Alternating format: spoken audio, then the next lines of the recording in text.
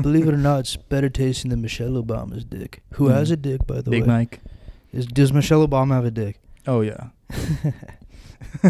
You know, I've done stand-up twice, and Really? the last time I did it, I made a joke about that. It bombed horrendously. Did you hear in bad. Seattle? Yeah. You got balls for that? That was bad. It was bad. Seattle's dude. not a great comedy scene, I feel like. I've never went to any comedy shows here, but I just don't think the vibes would be in there for that type of comedy. Yeah, if you're like a seasoned pro and you've been doing it for a long time, you know, like your audience, you can kill. Cause the shows I've been to like were fun, but so yeah, I've only done it twice. I want to get back into it, but so the second time, I dude, I would always procrastinate. Maybe it's because like I just subconsciously I just had a fear of actually like trying and putting my best foot forth because it would make failing and bombing that much worse. Mm-hmm. So I would like last minute just think of like stupid jokes to write down. Dude, whenever I try to think of jokes, I've no fucking clue why. I can only think of like jokes about jerking off.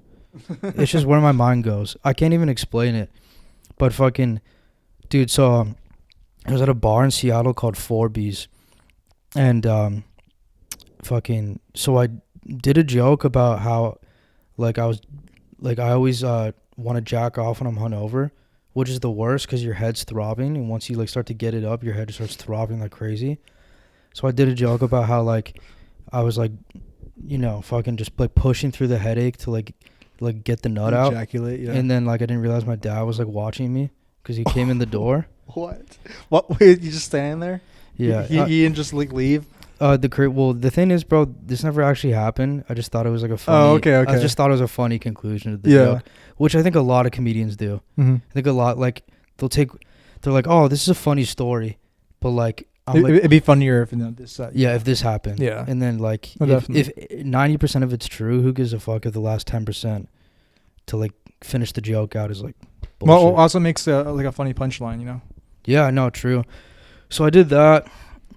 That was actually not bad. And then after, dude, like fucking, I thought I would drag that joke out for like 3-4 minutes because you only get 5 minutes when you do an open mic.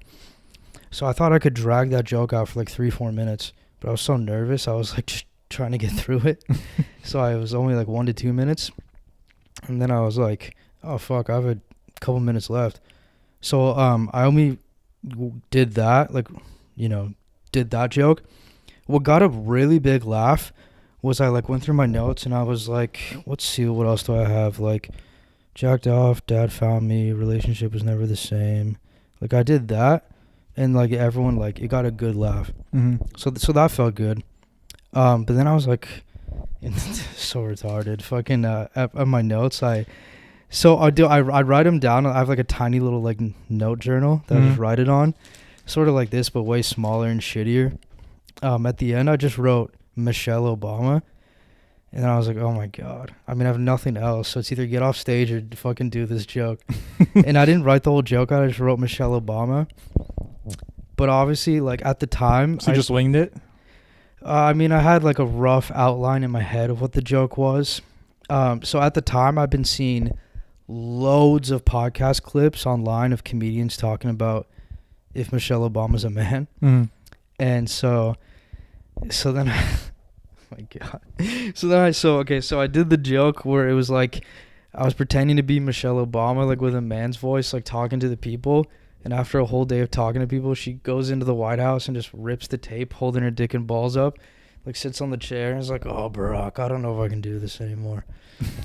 dude, bro, it bombed so fucking bad. I would have loved to see that. Oh my god, I would have laughed so hard, bro. Like just at the bomb itself, dude.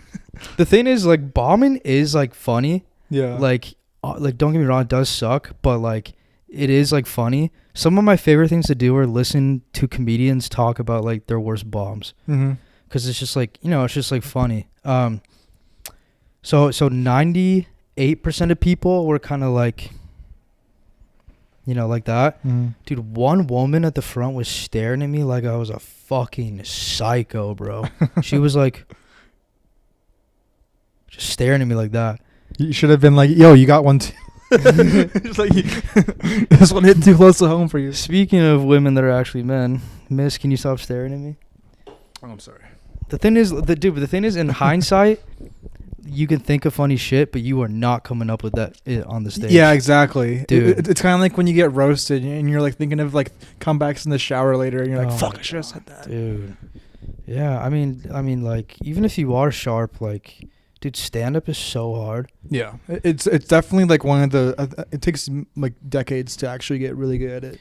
There are things where some people are so naturally good, they're just, like, incredible from day one. Mm-hmm. Stand-up is not one of those things. Yeah, I mean, I'm sure there's like a few stand-ups that I've seen from like Kill Tony that I'm like, damn, this guy's really good from day one. Like Cam Patterson. Oh, yeah, but that dude, I guarantee that dude had been doing stand-up for a while. Probably, yeah. It definitely wasn't his first time up there. No. Which is so crazy because some people that go on Kill Tony, it is their first time doing stand-up. Yeah. Bro, I could never do that. I feel like if I went up, I would just fucking just like make banter with the crowd, or at least try to. Yeah, but but true, yes, because also like a lot of what helps comedians pop off. In fact, you know Matt Rife? Yeah. Like, dude, like the sole reason he blew up was because of like him posting short clips of crowd work. Yeah. Not even his actual material. Mm-hmm. So crowd work is great. It's fun. It gets the audience involved, engaged. But if you're new, like you're so nervous, like you interacting with just some guy who's just like drunk, chilling, like calm, like chill, like you're just on such different wavelengths. There's absolutely a huge chance that he will be way funnier than you and make you look like a dick. Yeah. So, you never been to a comedy show? No, not in person. No. Do you like comedy? Like, would you ever go? Yeah, totally. Yeah. But I feel, I don't know, like if I went to like Texas, I'd obviously see like the mothership and shit. I want to go so bad. I haven't really heard of any good clubs from Seattle. Like most of them are in either New York or Texas, I feel like. Yeah, there's no ones in Seattle where it's like everyone's like, oh, if you're in Seattle, make sure to go to this club. Like, been to a few. Oh, Seattle Comedy Bar. It's like in Capitol Hill. Mm-hmm. The last show I went to, it was like me, Romy, Axel, Tiff, Tanner. We saw this guy from New York. He actually killed it. It was a really cool club too. But dude, we don't have enough time to. But like next time, I actually have a video of the first time I did stand up. It would be hard to watch, but it'd make for good content to watch it that'd back. Be funny, dude.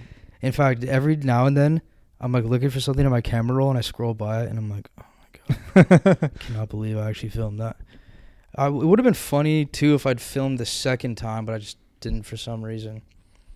But dude, it's so crazy. I guess I'll just get into that real quick. Fucking just doing stand-up for the first time. So, I mean, I've always thought I was like decently like funny, entertaining, and I always like was a huge fan of comedy, but I was far too afraid to do it.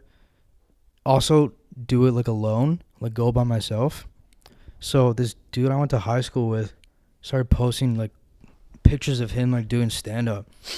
So I messaged him and I met up with him and we went to an open mic and it was fun.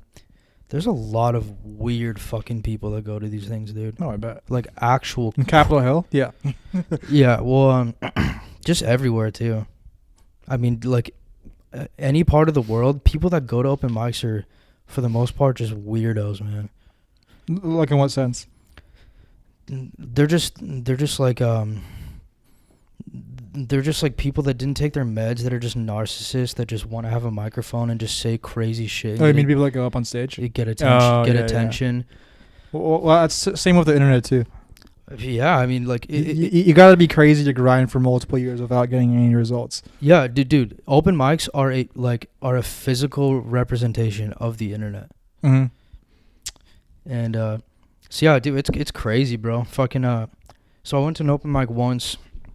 It was interesting, but it was cool. Then the second time I went and I was like, all right, I'm gonna go. Go up on stage, and fucking dude. So my friend went right before me, and this random black dude, like it's 30 seconds into my friend talking, like doing his jokes. This black dude was like, man, you fucking suck. Get off the stage. And he was like, bro, shut the fuck up, wait your turn. And he got up and like rushed the stage and got on my friend's face. And this dude was like crazy, bro. Like this dude I was actually kind of freaked out, bro. And fucking, so he got up on stage and he's like, give me the mic, you suck. And tried to rip the mic off him. And then he eventually was like, man, all y'all fucking suck. And fucking, so and then he ran out the door. And then there's just, I mean, I'm not going to get too much into it, but there's just so many strange people. So then, bro, they called my name, and it was like, oh, my God, bro. This is so scary, bro. So, so I get up. First of all, it's so bright. Like, the lights are so bright. Oh, I bet. It's probably hot up there, too. Yeah, and fucking, you can't see anyone's faces, really. Not really. Like, you have to go, to actually see them. Mm-hmm. And, man, I couldn't make eye contact with anyone. I was just, I was just staring at the ground, like walking back and forth, just trying to get through my jokes, and I was just so nervous. And I would people would yell shit out, and I would be way too nervous to say anything back. Mm-hmm. Like I would say like, oh, have you guys ever seen this? And they're like, no, fuck that show. And I'd be like, and then I'd just like move on because I was like way too nervous. Dude, I remember once I did a joke, like I was telling a story and it all built up to like this one joke, and the one joke bombed. Everyone went dead quiet. Bro, it was the worst. It was the worst thing that's ever fucking happened, bro. It was so bad. But a part of me, it was almost like a relief because it was like, oh, dude, you actually finally did it. Yeah, true. Yeah, I thought it was one of those things where I'd for 40 straight years be like saying I'm gonna do it, and then I'm like on my deathbed like I never did it. Mm-hmm. It was actually like such a relief when I just finally did it. And the thing is, stand-up is so hard, and it takes so much balls to like start it. Like everyone like respects you.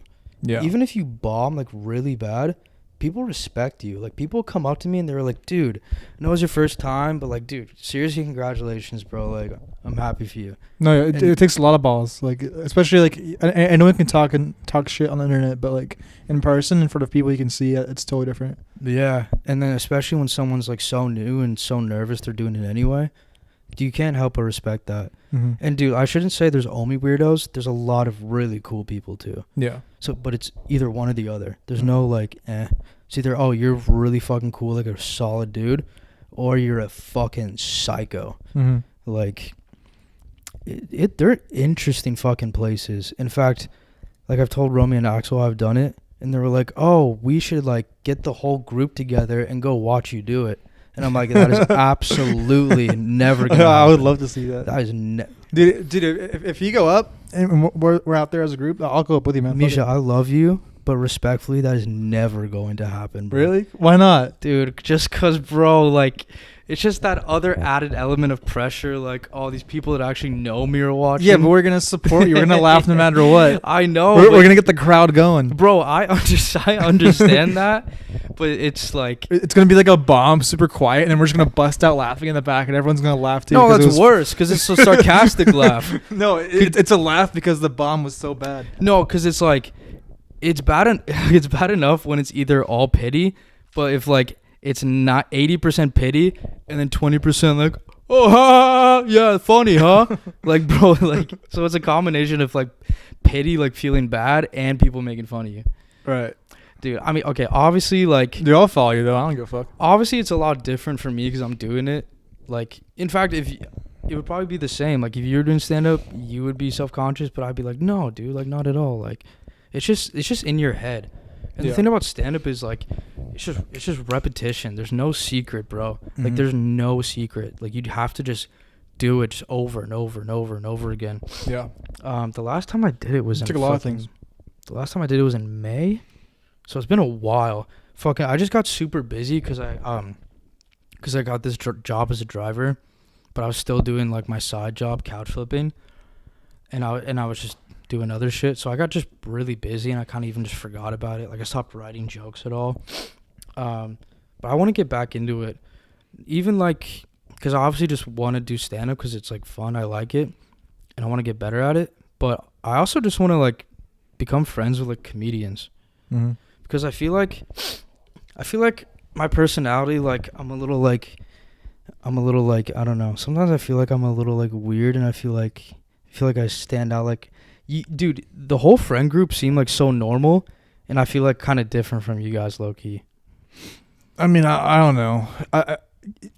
You're unique, Matthew. Don't get me wrong, but I feel like they're like Eli is pretty not normal out there. He's like his whole family is not pretty normal. Like, I guess Axel is the most normal one out of all of us. Dude, Axel is so normal. Yeah, Axel's like especially Romy.